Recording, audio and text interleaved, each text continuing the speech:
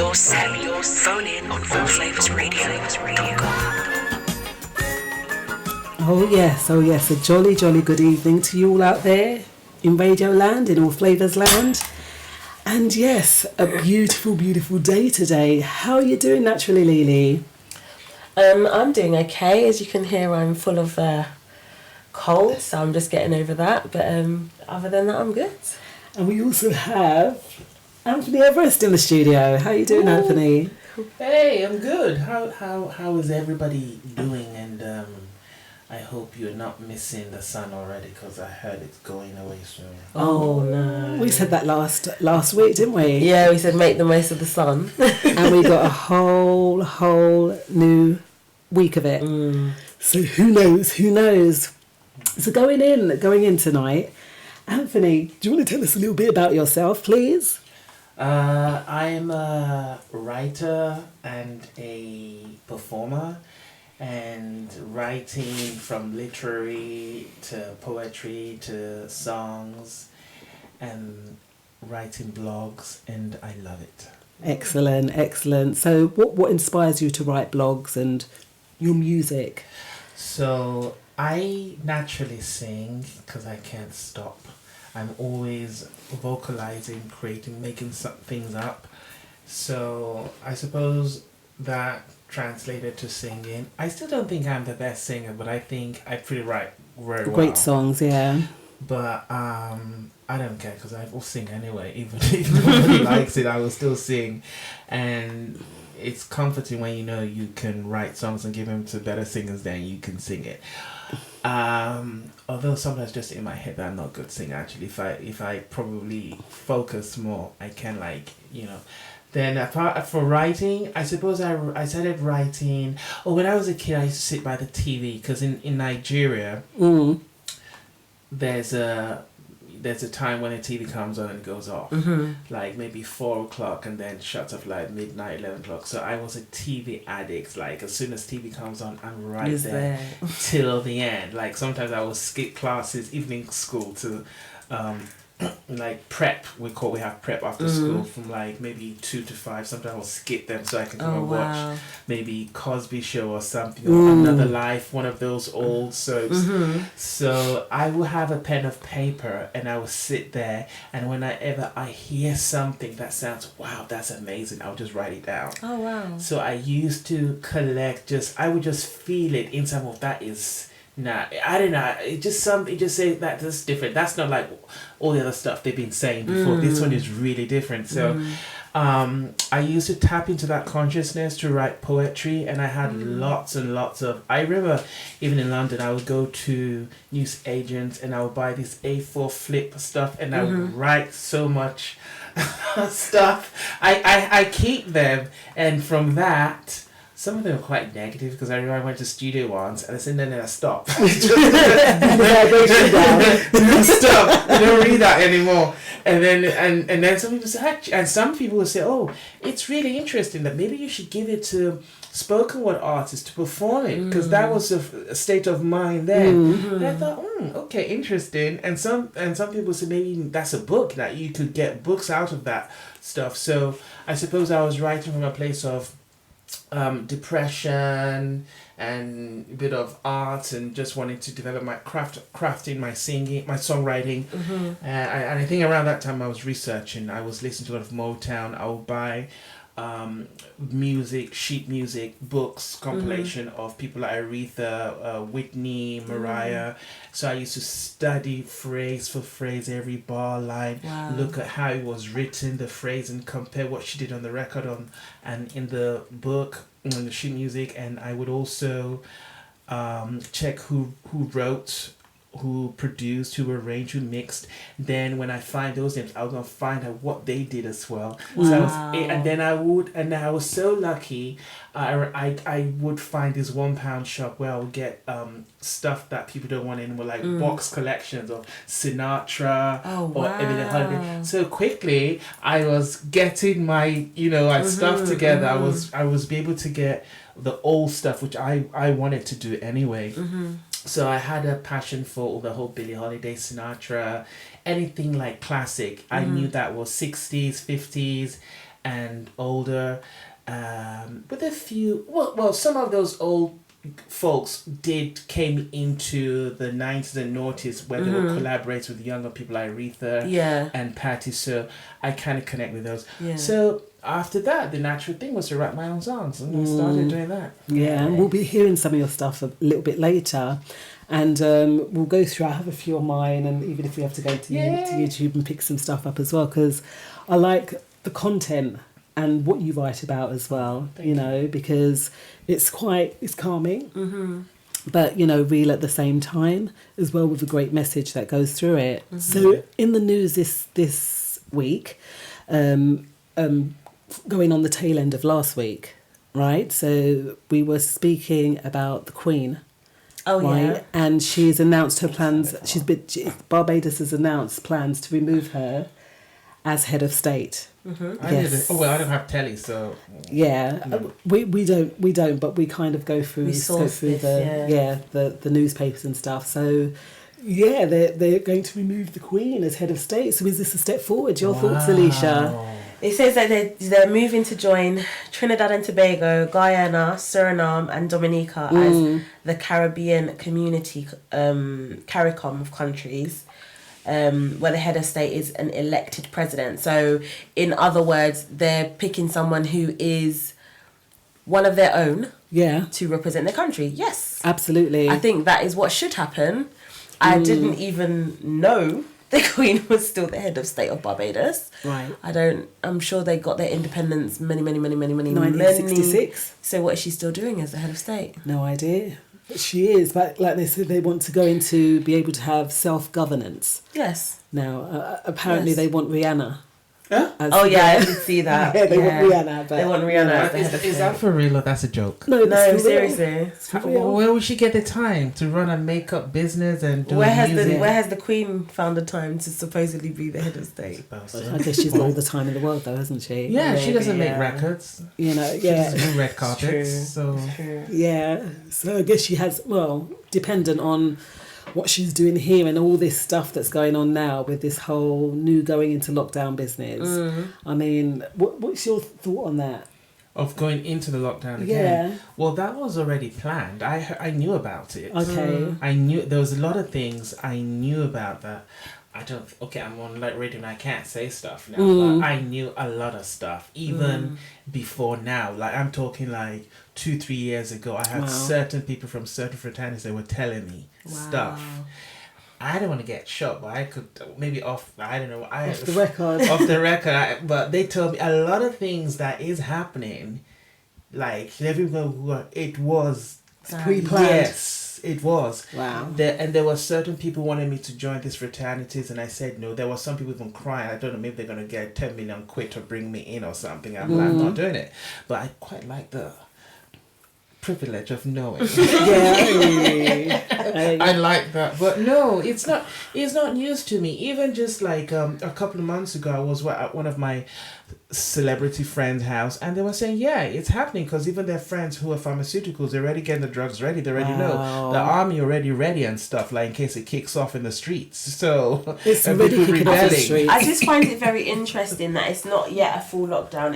We're not going on lockdown. We're going on a curfew. So the what's it called? The bars, the pubs, the restaurants aren't closed, but they're on a curfew. So apparently COVID stops working at 10. Right. So COVID stops. So, all right, I'm off shift. It's off shift. Do you know the funny one? Stops or starts, one of them. It starts working at 10, so everyone has to go inside. Do you know the funny one is where in the beginning when the police are going to harass people that you're not wearing a mask and they're not wearing one either. I find that hilarious. They're exempt. But how can you be exempt if this thing is meant to be affecting everybody? Come on. I don't know. I just think we all saw this coming.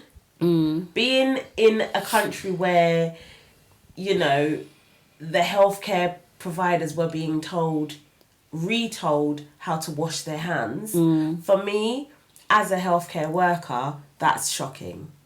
In a country where you should know about cleanliness, you should know about how sicknesses and illnesses are transmitted, we shouldn't have to be told Yeah. to cover your mouth when you cough and wash your hands after you cough and sneeze and use hand sanitizer. And actually, this is nothing against hand sanitizer, but if hand sanitizer is being fully promoted as the only way to clean your hands, actually, you should be washing your hands with soap and water first and then using hand sanitizer a couple of times after. But you still have to wash your hands. Hand sanitizer isn't the only thing you use to clean your hands, but people are under this misconception that that's enough. So we knew that this was coming eventually. I'm still shocked that they're still leaving the schools open, but obviously there's an agenda there. Yeah, there's an agenda. The children are asymptomatic, right? So they're gonna go out and spread a bit, and they play around. They're gonna touch things, and then go back to their parents, and they're gonna infect their parents. Yeah. So it's not rocket science, basically. Yeah. And then when it's winter, the virus gonna like it more and spread around more. Until 10 o'clock, and then it goes on shift. No, Corona has the night shift. That's why everyone's... Oh, it's a night shift. Okay. All right, so we've got to get him before he comes out, right? It's quite funny. But going back to the Queen not being head of state in Barbados, do you think that...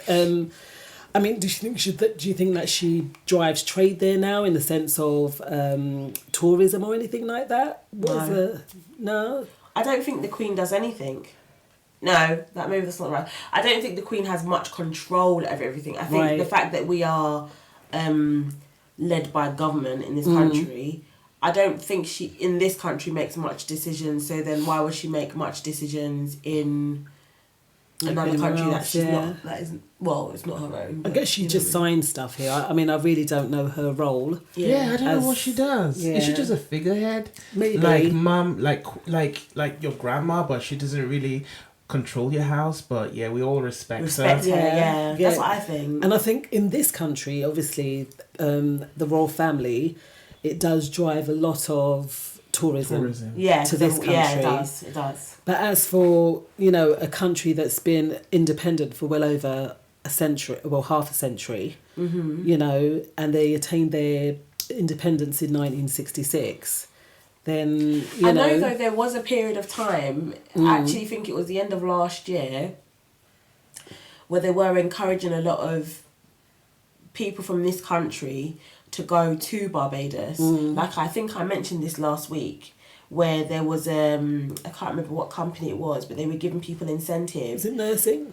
It wasn't nursing, but it was along like a sales kind of line, and they were giving people the incentive to go and live there, live in Barbados, but work from home, so work remotely, doing, I think it was sales. I think I saw something like that. Yeah, they were incentivizing people to go there, and that was to rebuild or help build up the economy. Okay. But that's not got anything to do with tourism. But the economy is mashed up everywhere, right? Yeah. When we think about it in this, again, going back to this time, it's a C word, we don't really use it in the studio. And it's really has, it's literally demolished. I feel like, what do you think? I was listening to something the other day, another one of my trading sessions, and the person made the point that actually we have this every 10 years. Oh, right. So it's like a we recession. go through this recession period every 10 years. Okay. Because if you think, when did we go through that major crash when the banks were going from, they were giving 100% loans to all of a sudden, no, we've got to recoup our money? That happened about 10 years ago. Was that the time when they took everyone's pension? Or was that about 20 years ago? I can't remember. Yeah, all Lloyds and that took everyone's pensions. Oh no, that might have been about 10 years ago, yeah. See, all right. So this is like, it's always something that has an impact. So this time it's been pandemic, but there's always something that happens.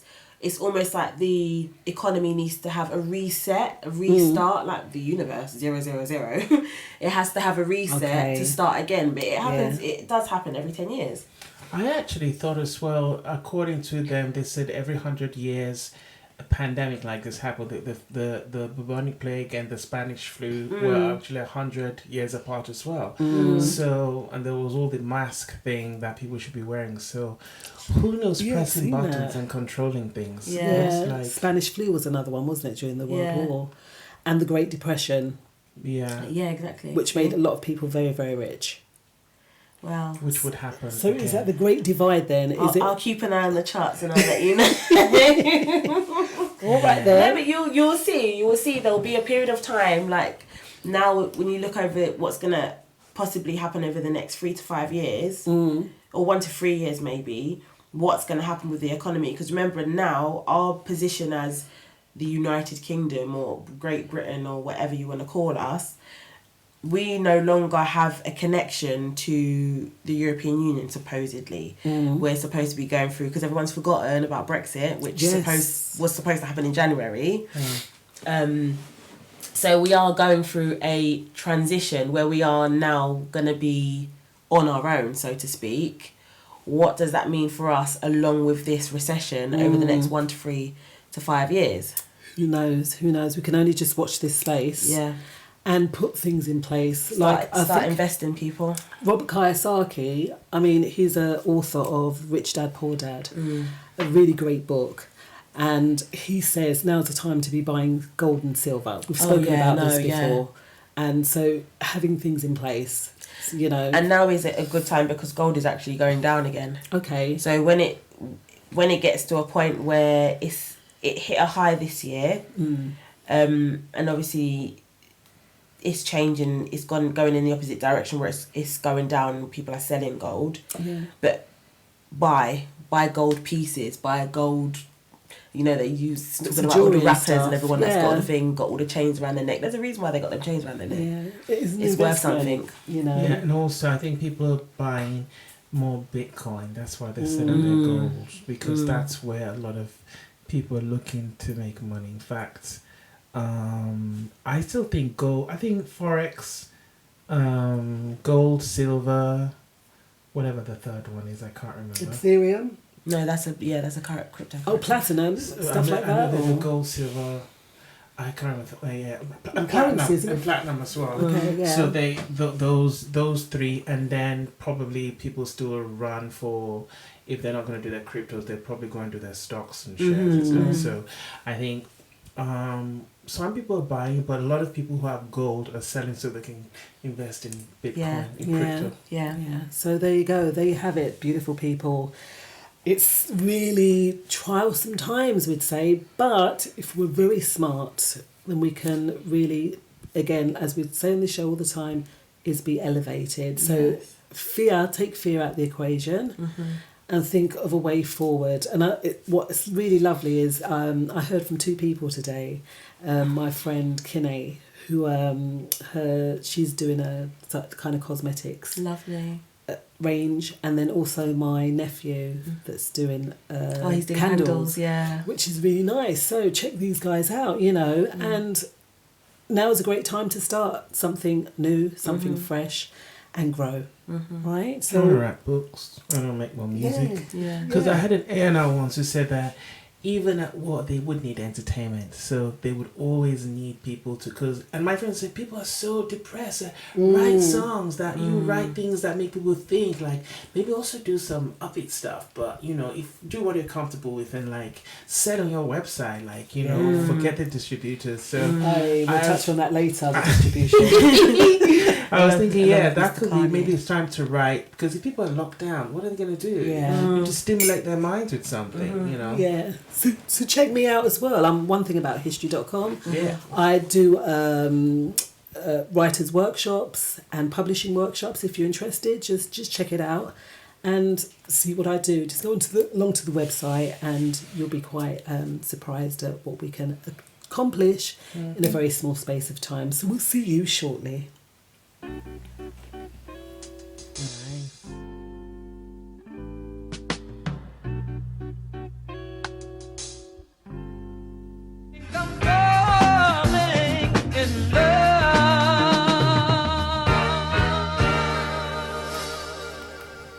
Oh, the beautiful sounds of Leroy Hudson there. I think I'm falling in love.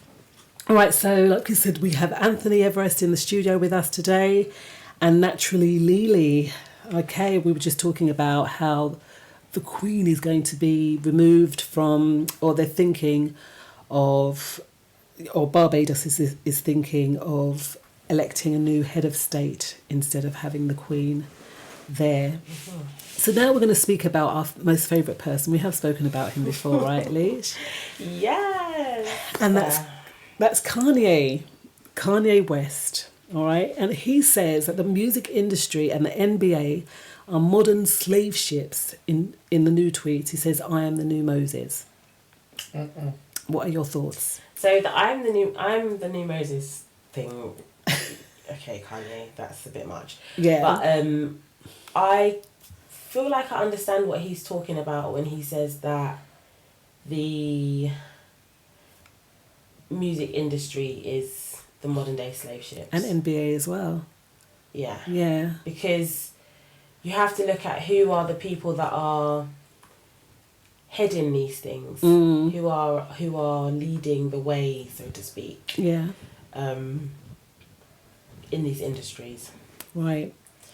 You know, he's very outspoken as well anyway, so I don't know. Yeah. He says he's not going to release any new music until he is free from his contracts with music publishers Sony and Universal. And it's funny actually because Sony are the same people that didn't Prince had to buy himself out of Sony or something? And also George Michael. Oh. It's the same. Remember he had phony on his face? Yeah. Yeah, and then Prince had slaves on his face. Yeah. But they're dead now. Michael Jackson was under Sony. Well, Kanye, him better man is not next. I know, but they're making it out now, isn't it, that he's a bit of a madman? I mean, we keep hearing this quite often. Kanye's been. I really do think he has mental health. I think he has I do. I think he's got he's suffering with a form of mental health. Okay. Because he has these moments where he goes incognito, where we don't hear anything from Kanye, and then all of a sudden he comes out on his rants and he storms off of the stage and stuff like that, and he does really outlandish things. Maybe he's just very expressive. But the reason why they can say he's a madman is so that they can kind of tame his message. Yeah, and disguise the truth and say he's mad, so what he's saying is nonsense. Yeah. What are your thoughts on it, Anthony? Because we're going to go into a bit of distribution as well in a minute.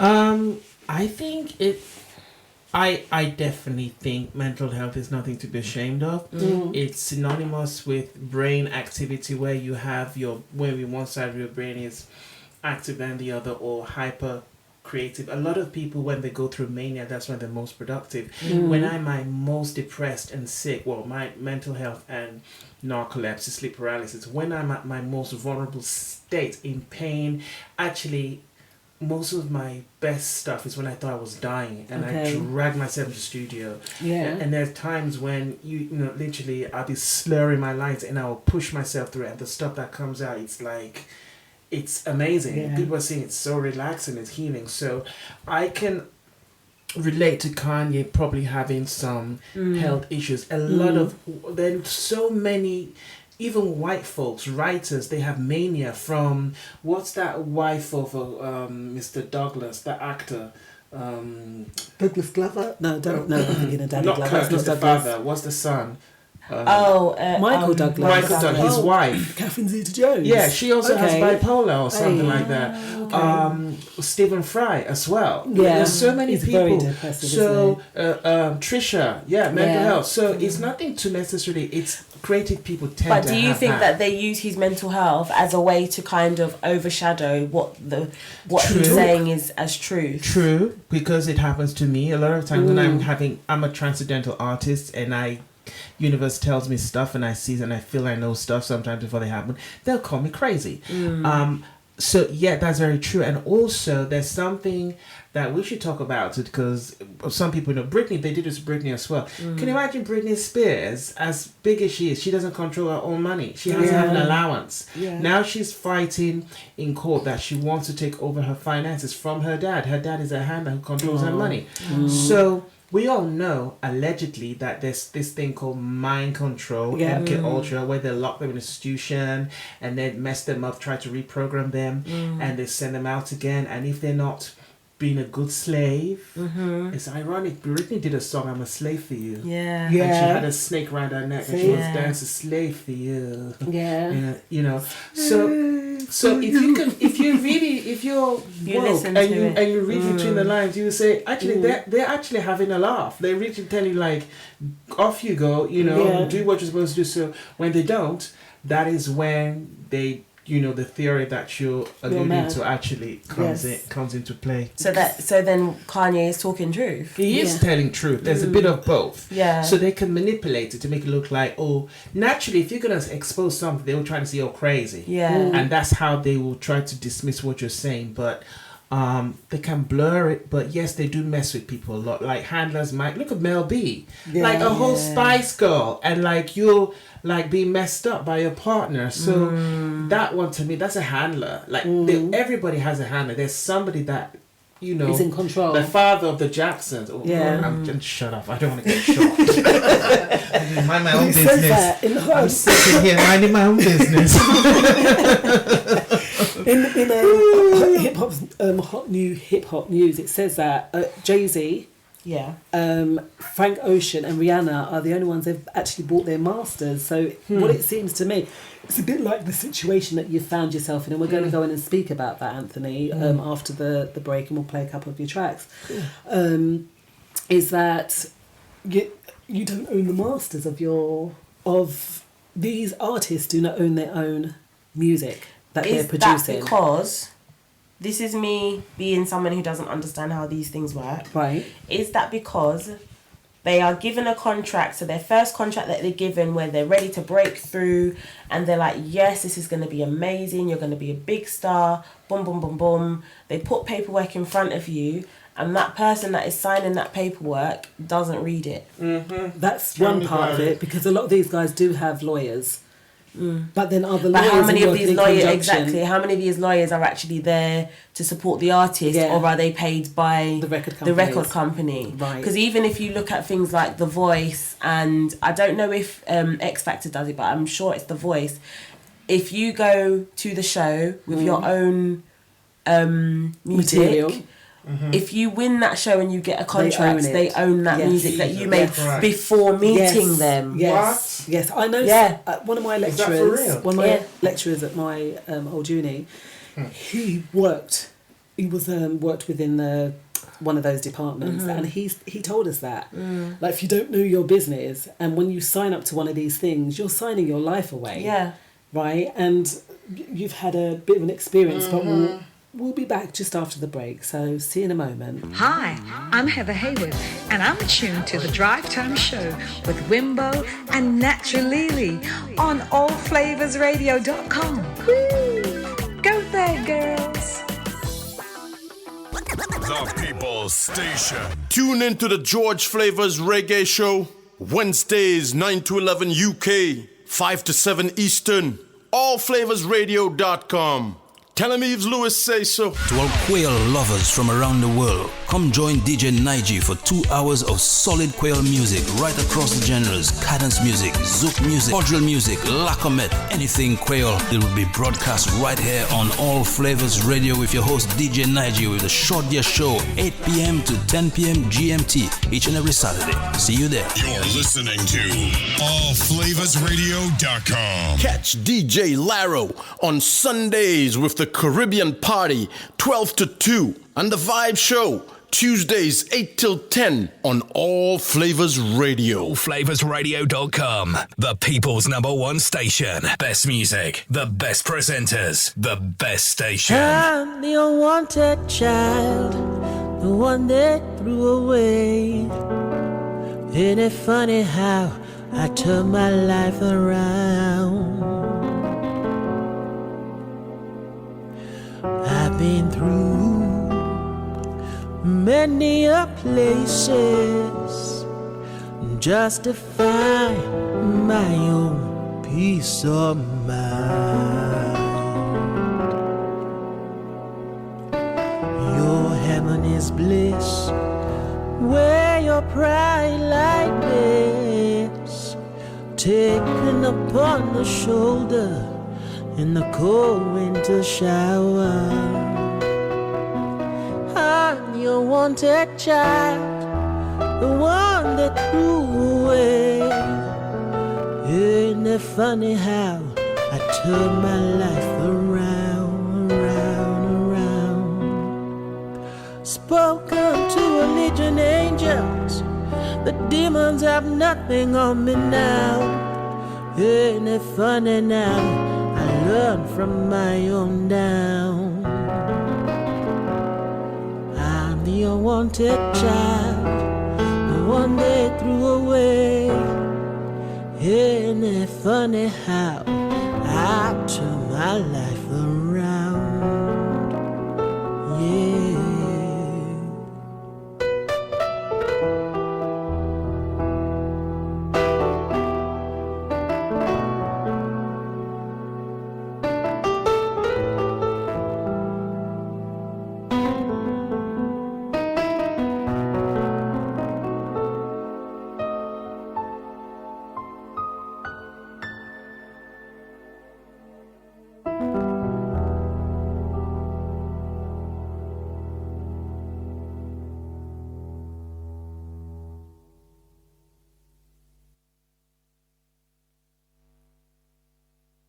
It's Anthony Everest.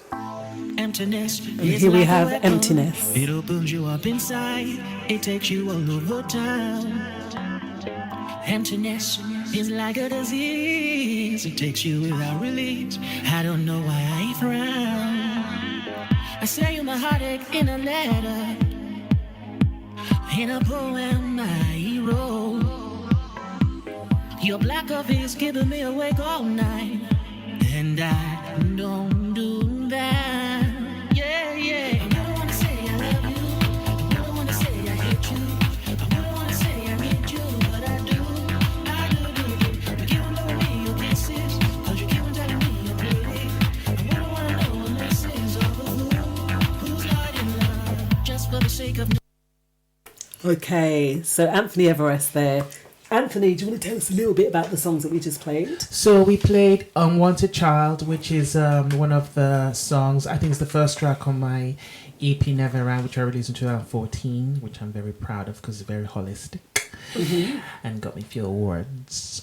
And the second was Emptiness, which is obviously the song that everybody associates with me. It's a remix version, and that's on my first album, Follow Your Dreams. Excellent. So we were just talking there about Kanye West and the music industry and owning the rights of your songs, owning the masters, and there's a very limited few that do, like we said, Jay-Z, Rihanna, Frank Ocean.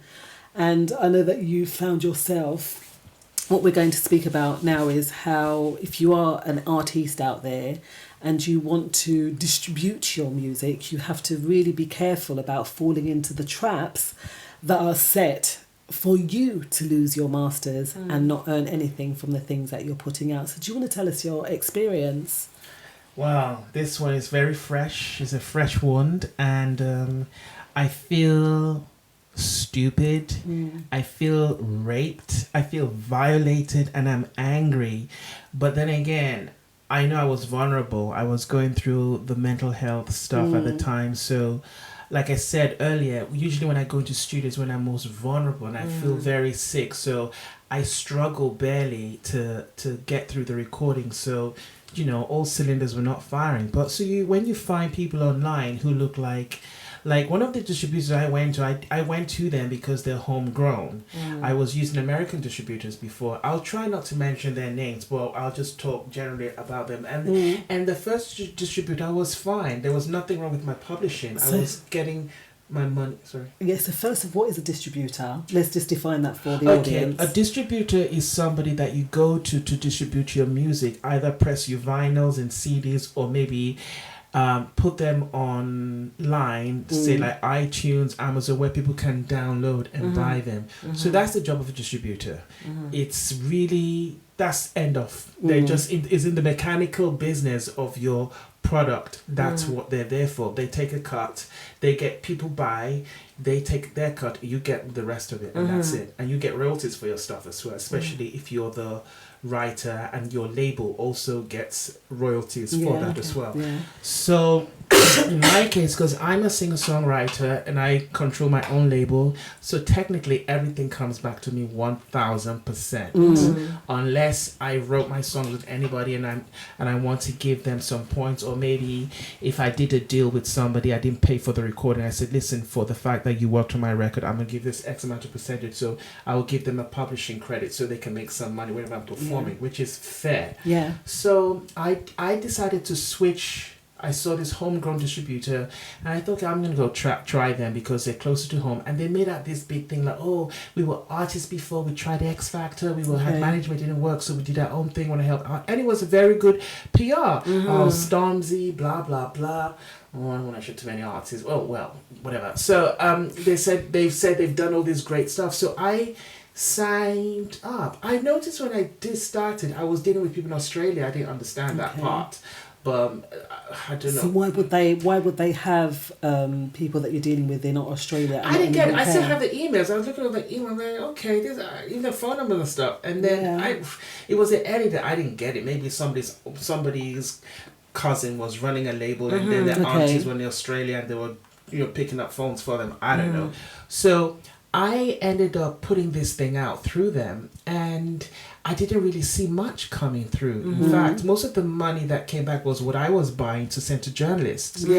It's so weird. I actually just found, when I was going through my archive, this is how bad I thought this project was, which it wasn't. I was an email from Music Week that they wanted to feature me. I have the email like from back then, like, and I'm like, how did I must have really thought like this was crap, and I didn't attend to it. So I almost forgot about it, and I did other things after that. And then when I was a bit better, then I started performing and doing radio interviews, and I realized, God, it's about 5-6 years I haven't done anything. What's the last thing I do? So that's the only thing I could refer to. So when I was doing interviews, and I said, okay, I'm gonna have some new stuff coming out. I'm doing If You Need Me stuff. And then they were playing these songs, and they were like, wow, this song is beautiful. I remember Lily McLeod, who was mentored by Kelly Rowland on X Factor America. She came on a show that I did with Jimmy Starr. And then she heard Never Around, and she was like, wow. So, she first heard Wasted, and she thought it reminds her of Billie Holiday, jazz stuff. And then when they did Never Around, I said, my God, it's beautiful. I can prove this is online. She said she wants to record this song, that I should write songs for her. And I'm thinking, so this song is really good. And then I was performing, and people say it's really cool. So I was confused, like, why is there nothing coming through? So just recently, then I went online, because I'm obsessive. I like to Google myself to see if anybody's saying something not nice about me, and also because I also blog, so I can also like have my own chin wag back. And then I found CDs of my music. I'm thinking, hold a minute, I have never ever officially pressed a record. So, because it's a big deal for me. If I wanted to do it, I really wanted to do it well, so that somebody is pressing CDs. And then I found out that it was through Amazon, and I couldn't understand. And to be fair, previously when people have messed up with my music, where I will find them out, maybe they will 75% through my royalties, and I'll be like, I haven't even, this song is still on my computer. I've not even recorded this song. So how the hell have you, some band in Sweden or something, are cutting my songs? And I'll go to Spotify will say, oh, it's not their business to be telling me who the artist is. I should go to the label. Then I'll go to the label, and I'll go to like university. So it's not their business, but so they just mess me around. And I just realized, okay, there's nothing I can do. I'm powerless. So when I first saw it online, I was feeling like, it's, the feeling like you're defeated and there's nothing you can do. So then I thought, so somebody said, let's buy one. Let someone else buy it. And and then I didn't really follow them. Then I thought, okay. I don't really have anybody I trust. I'm going to order it on a different name. So I ordered under my African name. Lo and behold, it came. and it cost me $25 to buy my own record. And when I opened, the sleeve was blank, which is annoying because I'm thinking this is the first time I've ever seen, apart from when I burn my own music and sell for Fiverr, I've never done the whole CD. So it's a big deal. That's the first time I'm holding my own CD. And then I'm looking on and I'm seeing Amazon Colombia. And I'm thinking, what is going on? It is actually packaged up really, really nice. Yeah.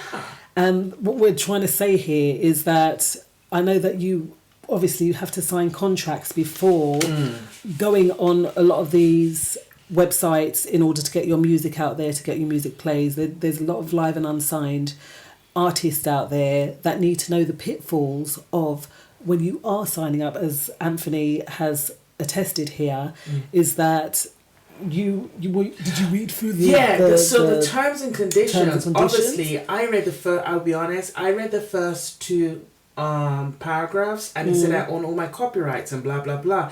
So I read the next one, looked fine. I didn't go to like the third, fourth, but that's where the killer was. Yeah. So this is the game. Now you get to let me give you the tea. This is what they do.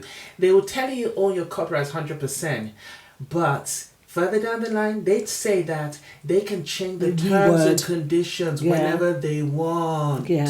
And they don't really have to like come and call you about it. Or if they send you an email or something you don't see, you agree to it. So they can move the goalposts whenever they want. But also what I found out, because I started, not only did I reread the terms and conditions of mine, I started comparing other distributors, and I saw the witchcraft was everywhere. The same. Some were even worse. Yeah. Some were even worse than mine. And I was calling to my friends who did degree in music, like, you say you just released a single. Have you seen the terms and conditions of your distributor? Like 2 a.m. They're like, oh, my friend is a lawyer. I'm like, what? And I started printing and circling the voodoo where it's at. So this is what they do.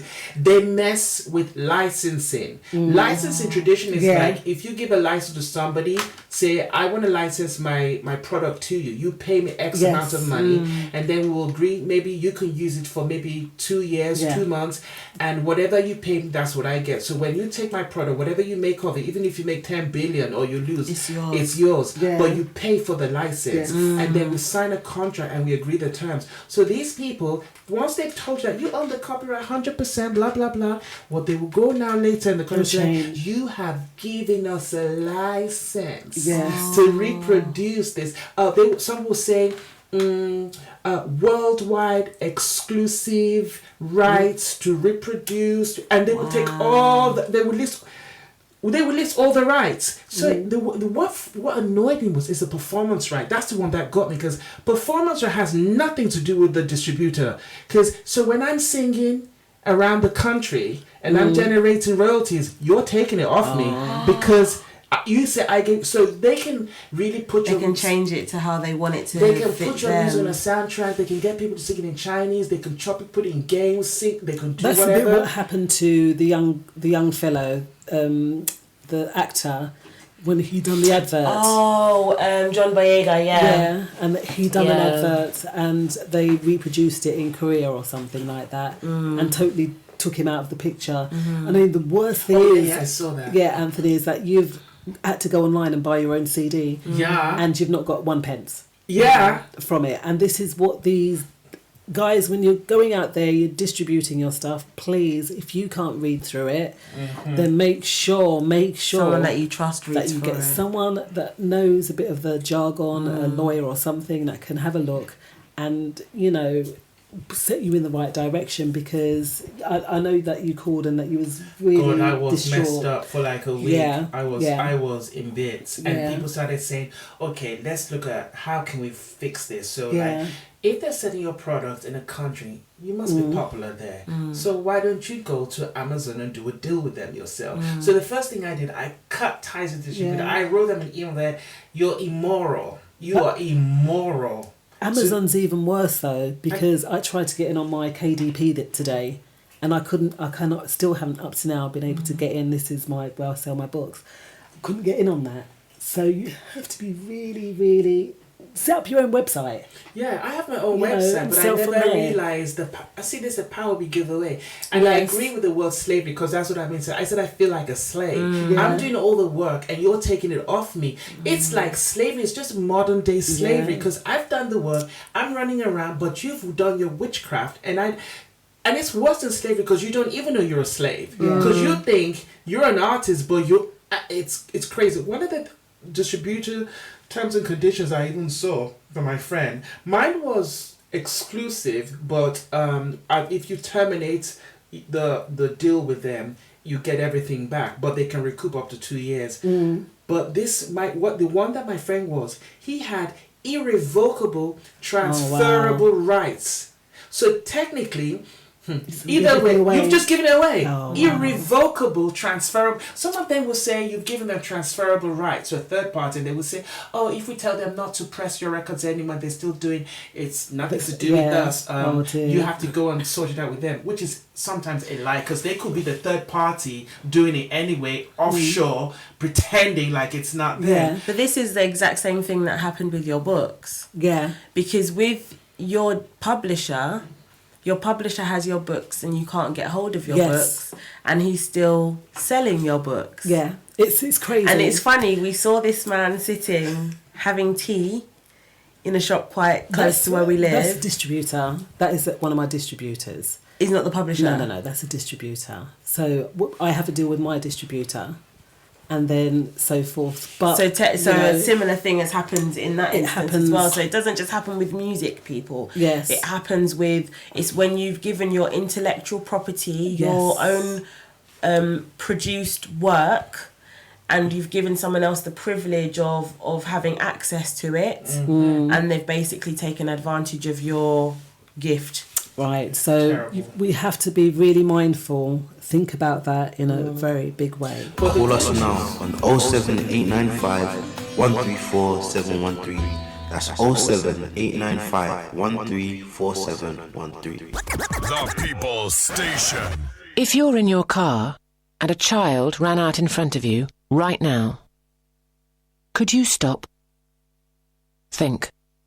Slow down. Have you ever wondered what therapy is and even considered using a therapist? Here on All Flavors Radio, we're inviting you to listen to some therapeutic approaches which you may find useful. Join me, Darnell, for a taste of therapy on All Flavors Radio on Thursdays, 10 p.m. GMT with DJ Caddy. Club Zouk mashup session with Ninja Man Lloyd. Thursdays 8 to 10, Saturdays 2 to 4, Sundays 10 to midnight. Zouk mashup session on allflavorsradio.com. Anuale! Tune into the George Flavors Reggae Show, Wednesdays 9 to 11 UK, 5 to 7 Eastern, allflavorsradio.com. Tell him Yves Lewis say so. To all quail lovers from around the world, come join DJ Naiji for 2 hours of solid quail music right across the genres: cadence music, zouk music, cordial music, lacomet, anything quail. It will be broadcast right here on All Flavors Radio with your host DJ Naiji with a short year show 8 p.m. to 10 p.m. GMT each and every Saturday. See you there. You're listening to allflavorsradio.com. Catch DJ Laro on Sundays with the Caribbean Party 12 to 2 and the Vibe Show Tuesdays 8 till 10 on All Flavors Radio. Allflavorsradio.com, the people's #1 station. Best music.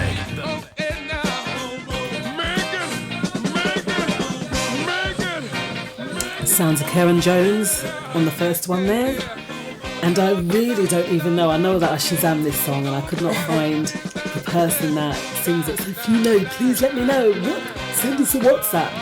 07895 134 713.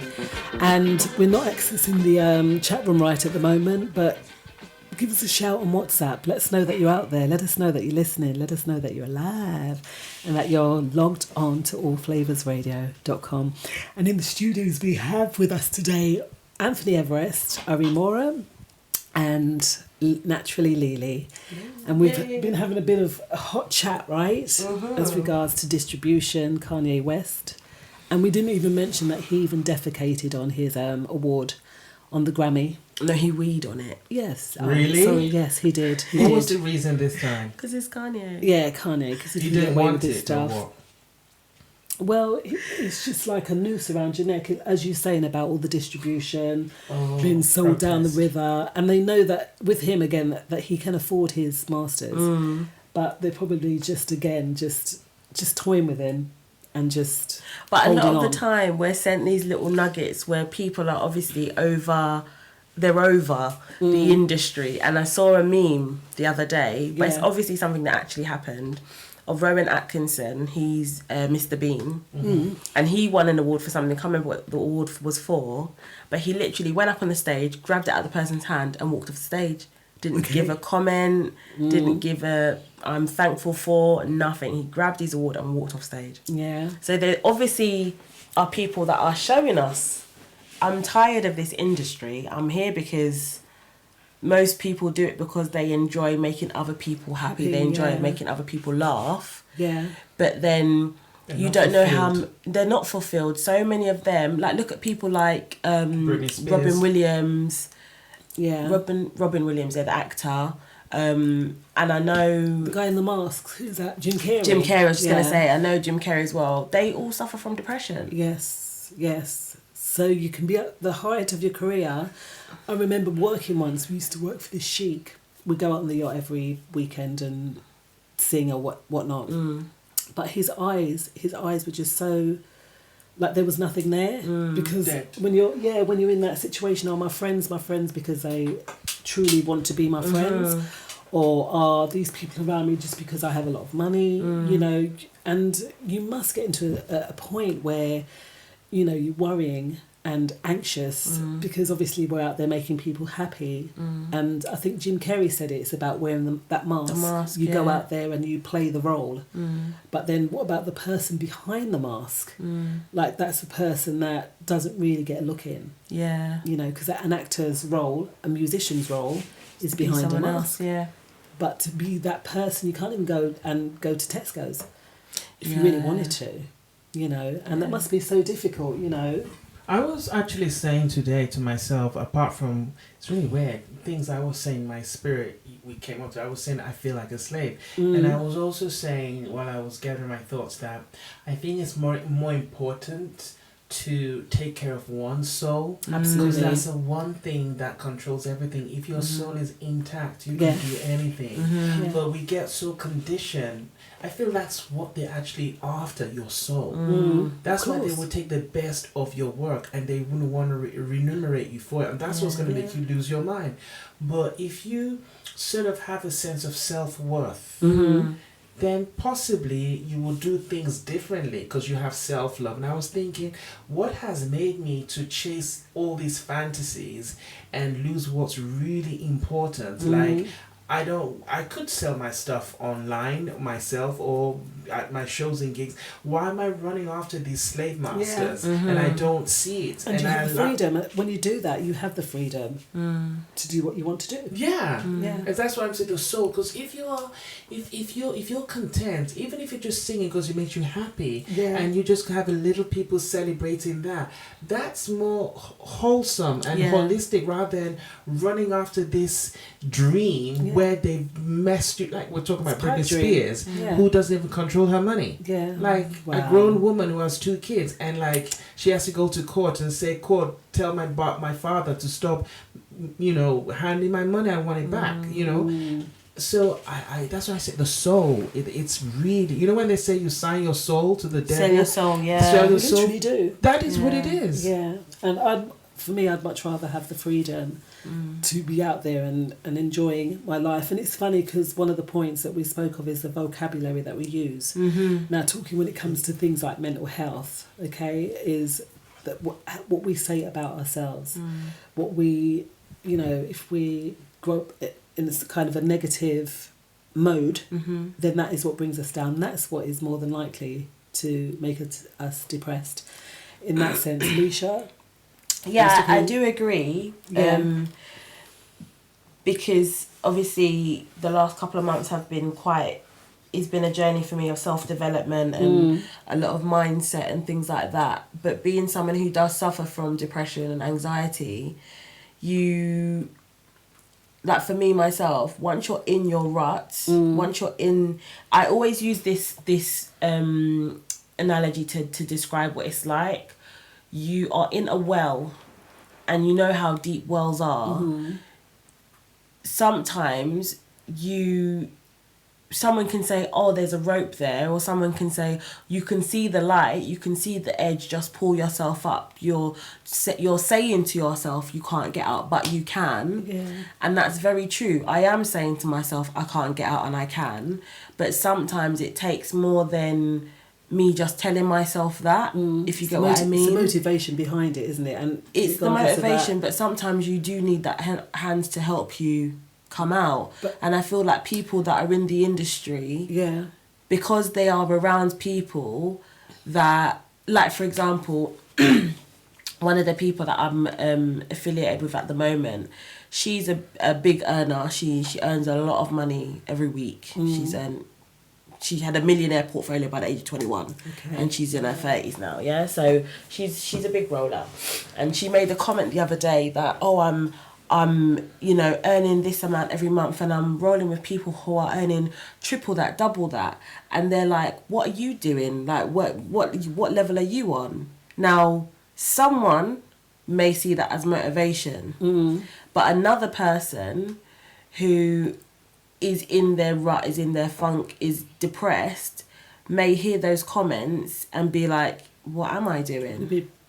And do they hear that in a negative way or in a positive way? They hear that as negativity, because initially you would think that person that's telling you what are you doing should be the person to help you, and that may be that person trying to help you, but in the wrong way. And the reason I'm saying that is because people like Kanye West, people like Britney Spears or whatever, the people that they're around, because they are supposed to have that mentality where, no, you don't think negatively, you're positive, you've got this, you look at what you have, you look at what you want, you 10x, you 10 times what you want. When those people are in their funk, who do they go to? Yeah, and I totally understand that, because you can't be great all the time. No, you can't. And sometimes you do have your bad days. We all have our down days, and we spoke about this perception the other day. And, we all have low days. And sometimes, sadly, when we think about it, only we can get ourselves out of that. An amount of, no one can come and say to you, like you said, that person said, oh, what are you doing to 10x? And it might bring you down, when in fact it should be bringing you up and saying, oh, hey, what can I go about? How can I go about doing it? And so that it lies within us in order to bring ourselves out of that. But sometimes we just don't have it in us to do it. No, you don't. And I always feel like when you look at, for example, a tree blossoms and is covered in beauty for 3 seasons out of a year, but for one season it's naked, it's bare, it has nothing. Yeah. It has nothing. There are other trees that are flourishing all year round. Do you understand? And someone that's depressed may feel like, I am that one tree that's naked for that season, but they don't see that season as ending. Obviously, we all know that season is coming to an end, because you get the blossoms on the tree and whatever. But the person that is in that state of depression, they don't see that coming. They don't see that nice, beautiful beginning that's going to happen. And I think that's why it's such a debilitating disease. I did not even class it as a disability. When you go to tick that box on a ethnicity and diversity form, do you have any disabilities? I always think no. Because you don't see depression as a disability. Well, I didn't. You can't see it, really, and that's the thing. And not all disabilities. People are diabetic. You wouldn't know someone is diabetic. So it is a mental. It's a brain. It's an organ. It's your mood. It's chemical. It's hormonal. And yeah, I mean, depression is really, it's like an invisible thing that just like holds you to ransom. And luckily for me, music and writing has been a cathartic way, and in a bittersweet way. When I create this stuff, it makes people think and makes people happy. So it's a blessed burden. And sometimes I'm in business meetings and I'm like, maybe this is the hand that God dealt me, and I should just get on with it. Maybe it's my purpose, because I don't feel happy when I'm singing all this commercial stuff. I enjoy what I produce when I'm sick, but I don't like that place where I'm at. So but does that dark place help others come out? It does. That's what I'm saying. It's a blessed burden. It's weird. Like, I'll just be like depressed. No, you wasted. And then when you listen back, I'm like, oh my God, did you hear what he just said? Like, and it just happens. That's why I believe I'm a transcendental artist, because I don't know where this stuff comes from. Sometimes I can't. I've had some producers who couldn't work with me because they can't deal with the fact that I cannot sing the same phrase twice.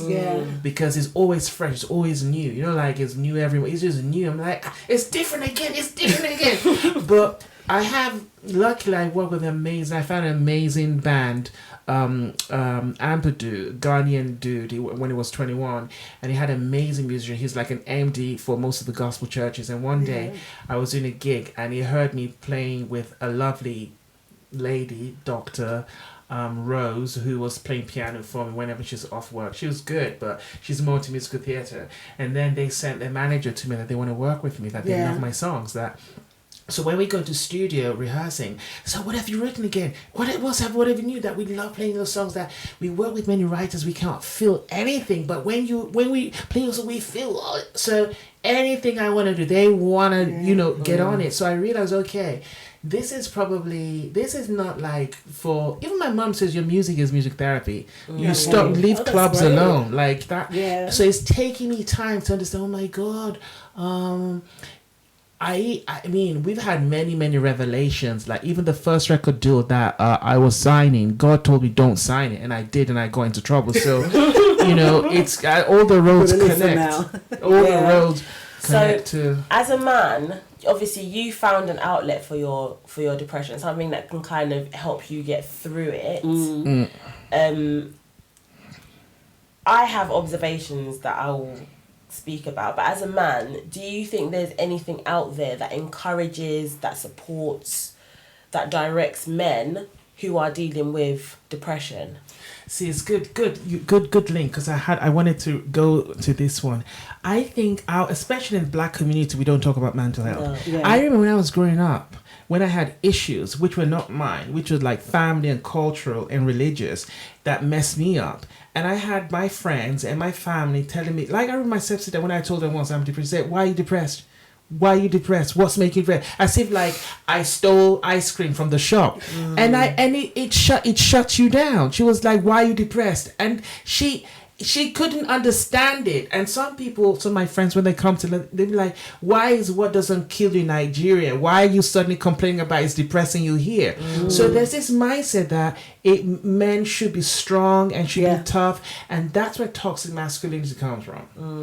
And when men, and I went to something I can't talk about, but okay, so we saw a picture of two boxers. They were like the thing they do before they fight, and then sizing up, and then a blogger posted a picture of both of them were having semis. So we were making fun of so I said toxic masculinity. So I went to Google toxic masculinity and I put the Webster dictionary under I just said I'm saying nothing. I just put the translation caption, there, and it's basically saying that when men suppress their emotions that should naturally express in boys and men, I thought, oh, that's interesting. But is that again down to belief and upbringing? Because men are, I think we've spoken about this before, meant to be masculine and the hero and the whatnot, but don't you cry? But the girls go, it's all right, darling, cry, fall down your head. So is that? That's what I'm saying. That's why, because and it's cultural, it's religious, and in the African community, men are supposed to be tough and strong and not be girly, feminine, or let cry in front of their wives. Like we're men, we don't do that kind of a thing. And in sports and stuff like that. But it's really, really not healthy, because it's when you cry, like when it's boys don't cry, you let it out. So I think in our culture, we need to deal with that and change the way we think and look at things. mental health goes into sexuality. I did a research recently on my blog, which I got a death threat from America on Facebook, where they said they put money out there. They want my head of. They would say they want the head of the author. I did some research and I found out there were LGBTQIA monarchs in Africa, and goes back hundreds of years. Or even Uganda. Funny enough, I met the president of Uganda last year. We took a picture together at an event, and he was saying, "Oh, be careful what you inherit from your father." It was kind of like, we got what you like, the old kind of stuff. And then the PR people said we should take pictures together. But even Uganda is very, very homophobic. And I found it funny that one of the most famous LGBT monarchs in history was from Uganda. Oh, wow. It's actually the most popular story, and I never heard of it. And I saw so many. Even till today in Nigeria, like some monarchs that they can't marry a man, they can only get women. So I'm like, okay, even that aside, I can go to, in my culture, Yoruba culture, so the rainbow means Oshumare in our language. Oshumare is rainbow, and there's an androgynous god in my tribe that balances feminine and masculine energy. 6 months male, 6 months female, and that god's name is Oshumare. And the rainbow is the same sign of the LGBT in the West. And I said, who's fooling who? But you have things even like Yemoja, which is a mermaid. Disney, they're making billions of that. You have Iron Man. You can take that's Disney, Hollywood. We have Shango, which is the god of iron in Africa. I'm like, they're taking everything, and they give you white Jesus, and they're telling you to be bowing to Mary and asking her, you Africans asking her to pray for you. Like, where is the cognitive dissonance? So I think there are a lot of things that we need to go back and re-examine, because they're taking everything from us. And this is why, and meanwhile, we're saying that it's not okay to identify with these LGBTQ. No, you don't have to be gay to be LGBT. The Q in it, the A is the allies. So some people, when they hear LGBT, it's just people who are just woke, who understand, like, you can blur gender is, Well, it's all about symbolism though, isn't it? Because I was looking at that today, and like a cross, for instance, and the way the guy broke it down was so amazing, because he done the swastika, that's a cross, but it's just got a couple of extra bits on it. He done the cross with the Christianity, but also a burning cross. They're all the same, but it's the symbolism behind it that makes it, and the belief that we've grown up with, and our perception of it, that makes it what it is. Because we were taught in school the swastika is linked to the Nazis, when actually it's Ethiopian. So that symbolism, there's two different routes that you can appropriate go down to look at and see. One is actually a peaceful sign, and the other one is a sign of hatred. And you can find most of this stuff, apparently, the Kemet and Egypt, walls. Apparently there's all this stuff there that Africans are demonizing. Like, they see male and male, female and female, like, literally you see them engraved, like, but it's just the thought when you bring something like, oh no, it's like they want to kill you, or like you've killed somebody's grandfather. And I feel that toxic masculinity is one thing for me, whether it's sports, whether it's social constructs, whether it's sexuality, whether it's religion. The fact that you can't even challenge religion is like, oh, you're an abomination, fire struck you, kind of a thing. We really need to demystify these things and really get educators and scholars and professors to re-examine, and maybe if our African leaders stop looting the treasury with greed, we'll have enough money to build universities and schools to educate ourselves. And for men, I just feel that's one route to mental health that I've observed. A lot of men won't talk about what they're going through. And another thing, you can look at it again, these same men are lonely, ashamed, they're behind their wives, they're running around, because we see them, we're entertainers, we see them at our shows, and they'll go back to their wives with STDs and AIDS. So that's another mental health issue. They cannot be themselves, so, and then they become toxic and gangsters and trying to threaten other people and create problems that there's no problem. If you're just yourself, it's like, they get triggered. They get triggered. Some people will kill themselves. Some people go into alcohol. Some people will do drugs.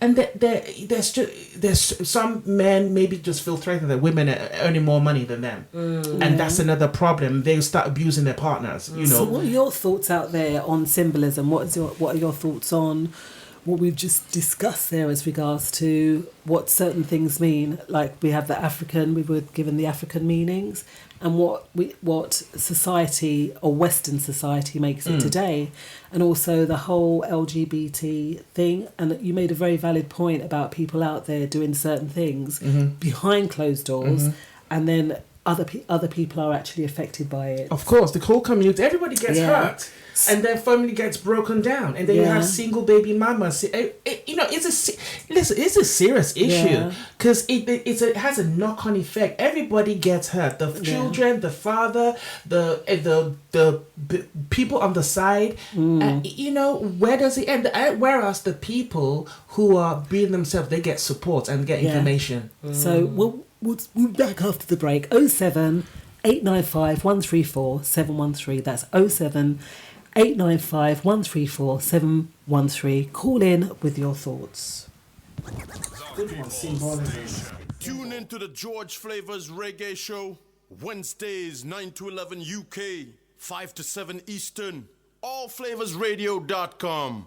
Tell him Yves Lewis say so. To all quail lovers from around the world, come join DJ Naiji for 2 hours of solid quail music right across the genres: cadence music, zouk music, cordial music, lacomet, anything quail. It will be broadcast right here on All Flavors Radio with your host DJ Naiji with a short year show, 8 p.m. to 10 p.m. GMT each and every Saturday. See you there. You're listening to allflavasradio.com. Catch DJ Laro on Sundays with the Caribbean Party, 12 to 2, and the Vibe Show, Tuesdays 8 till 10 on All Flavors Radio. Allflavasradio.com, the people's #1 station. Best music, the best presenters, the best station.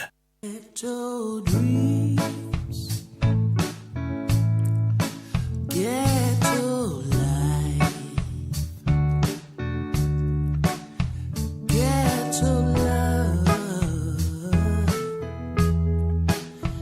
ghetto people like me. One day we'll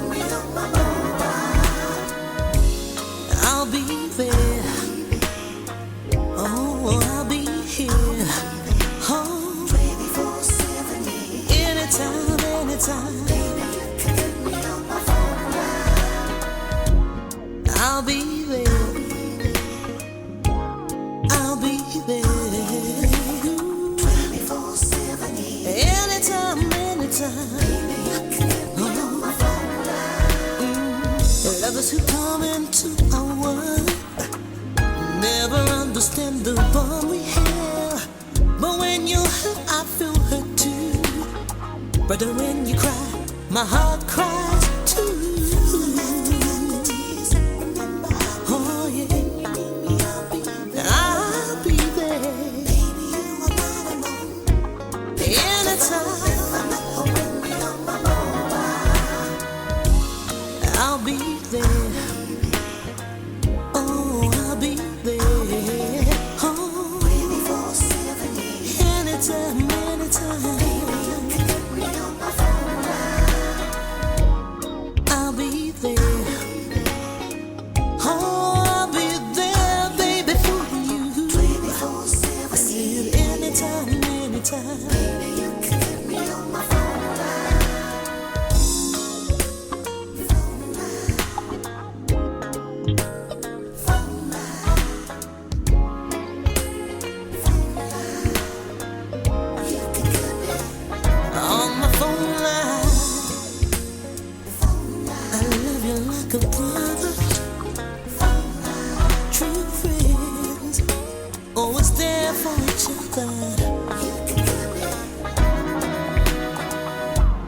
I'll be there. Oh, I'll be there. Oh, 24/7. I'll be there. Oh, I'll be there, baby, for you. I said anytime, anytime. 24/7. Baby, you can get me on my phone now.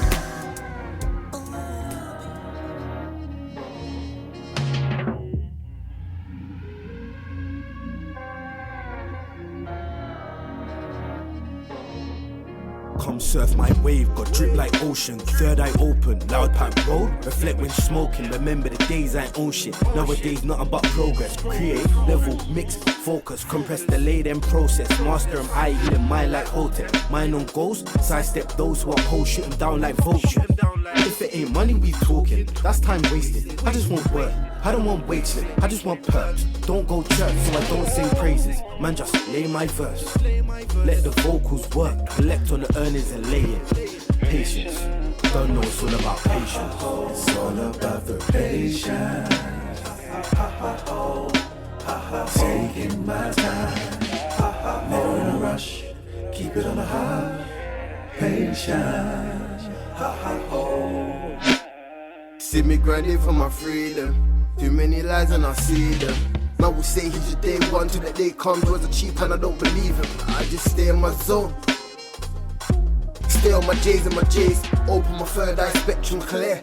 Can't take my spirit away. On top like it's bird time. Emphasis on my third time. Second and first on my firm grind. Can't lose like I'm cheating. Go hard to this whole time. And even then, I know I'll go far like zone 5. Catch me on my own vibe. Chatting BL, independent, no cosign. It's all about the patience. Taking my time, never in a rush. Keep it on the high. Patience.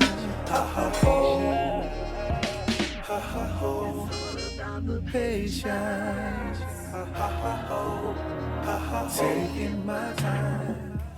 Sounds of DiCarlo and Black Lotus on that last one, Cloud. Also TJE64, Teresa, True Friends, that's out on sale now. And also the sounds of Anthony Everest earlier on in that one. So we've touched on a lot of stuff tonight, right guys? Yeah. And obviously all serious issues. Maybe not the Barbados one, but you know that is something probably that had to be addressed for the longest while, and they're taking action. But things such as mental health, and if you're an artist out there wanting to be seen, the loopholes in signing up with distribution companies, and that's not just for music artists. That's any form of artistry that you do. You got to look into the contracts. And make sure that you get someone that's professional that can point you in the right direction and know that you're onto something good. Okay, so we need last points, Leash, because I can't believe it's 7:39. And let me just quickly give a shout out to all the DJs on the station. Time has gone so quick tonight that, wow, it's amazing. So George Flavors, Sour Malaysia, wishing you well out there. DJ Àrèmúorin, DJ Slim, DJ Nige, Mark Philogene, Charlie Muir, the original Mr. Fix-It, Ninja Man Lloyd, who plays on a Thursday and a Sunday evening, John J.E., who plays gospel on a Sunday in the morning, and DJ Clent and DJ Caddy. DJ Caddy has a show on a Thursday night that also tackles therapy and all those kinds of things. Mr. Fix-It on a Monday and a Sunday, and also DJ Slim Monday, Sunday. You can catch George Flavors on a Wednesday and a Sunday. Just check out the station. I know it's not up and running tonight, but still they play variety music. You can still catch us in on TuneIn. So shout out to all you TuneIn listeners out there, and also everyone listening on the All Flavors Radio app.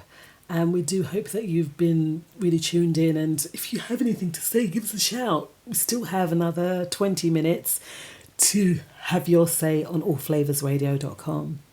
So Lily, what would you say in summing up as regards to things such as mental health and the things that we've spoken about tonight?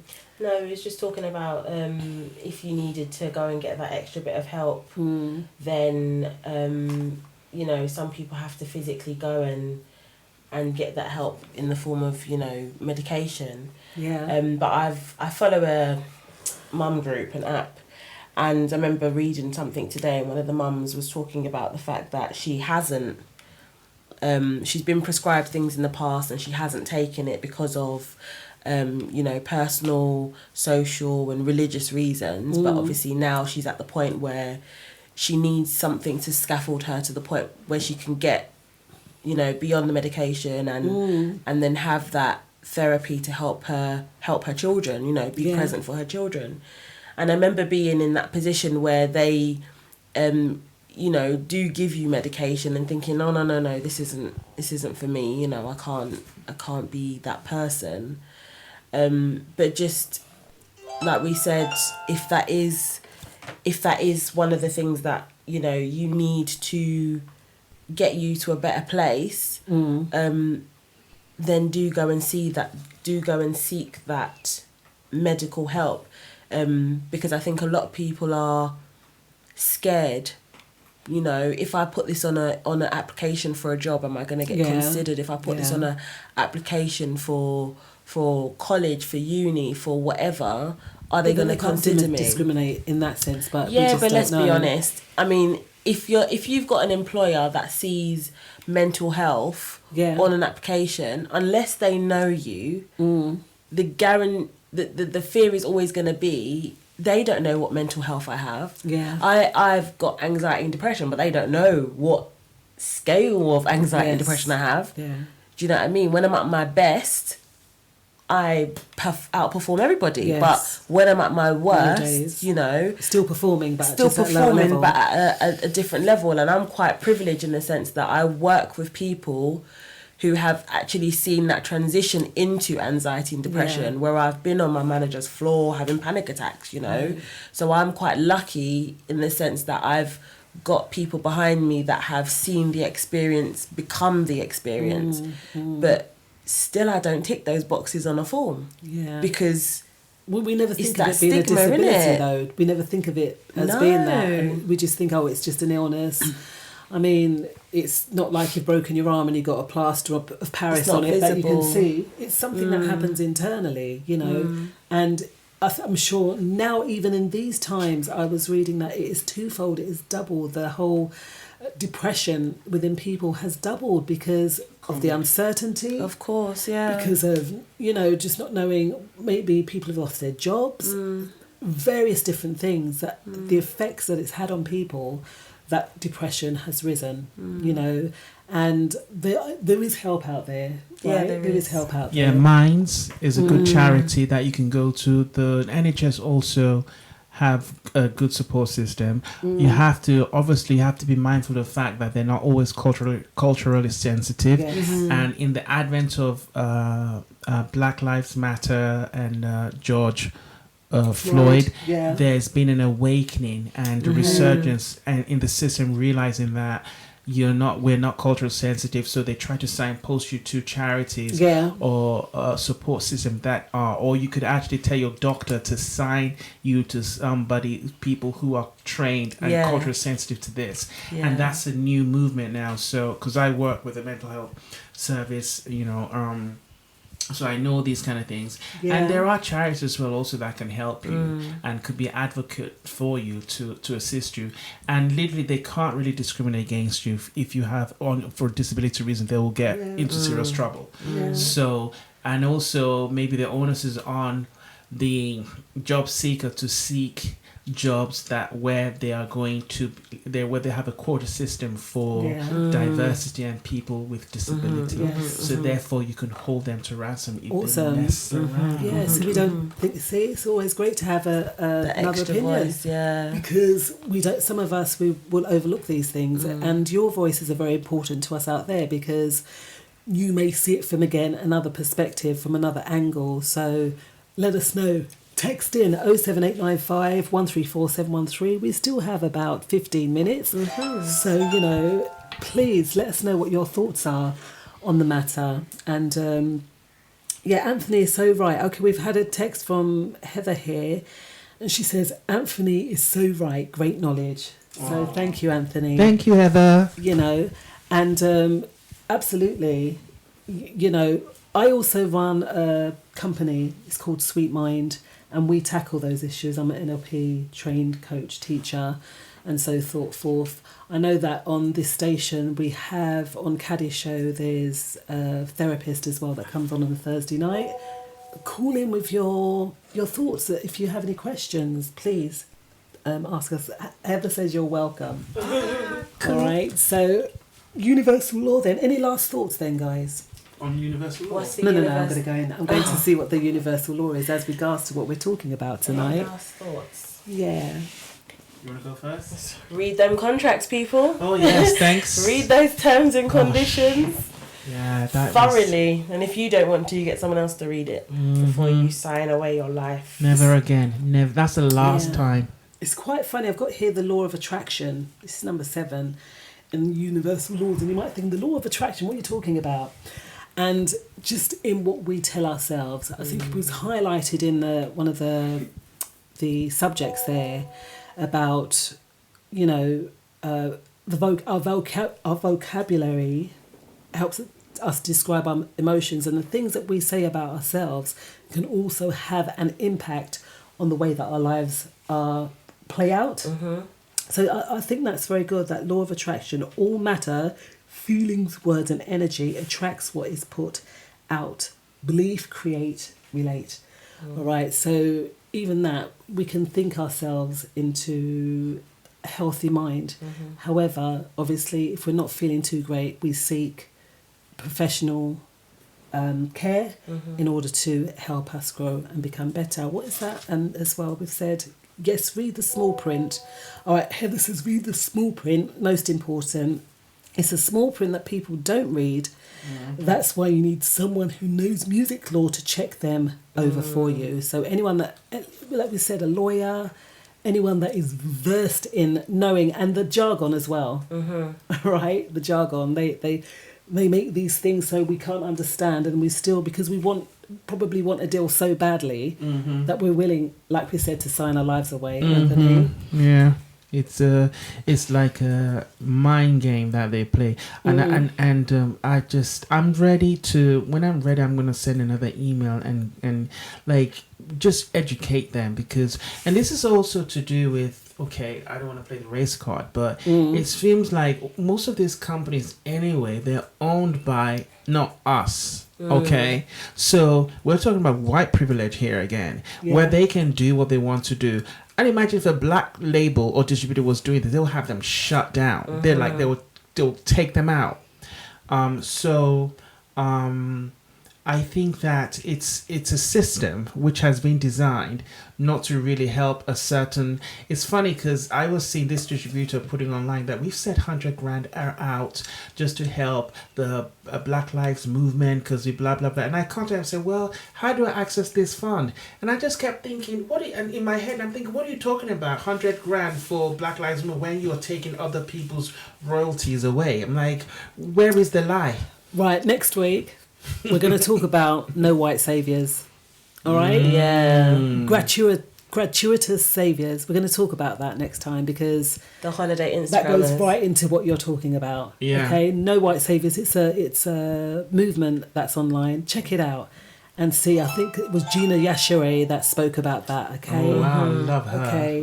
Yeah. So, Heather says we've sold out. It was Gina Yashere and also another person. So hold that thought because we're going to touch on that next time.